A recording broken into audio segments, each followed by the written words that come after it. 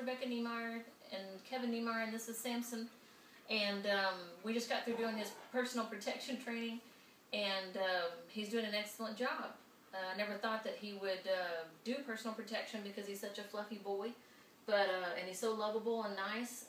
But he turned on really quick and turns off when he needs to, and so we're excited to take him home. But now we know he'll protect the family when he needs to. And it's very impressive that he, the control work that was incorporated with his personal protection. We were afraid that we would have a dog that we wouldn't be able to turn off and would become a liability. But with what Steve has done with him, we realized that that's not going to be a problem at all. As a matter of fact, we're probably going to be able to get our insurance lowered on our house because he is able to turn off immediately, and he knows when to turn off. And it's amazing the discernment he has when to turn on and when to turn off. And it's just a unique training that Steve provides with the personal protection, and we're very happy with it. Yes.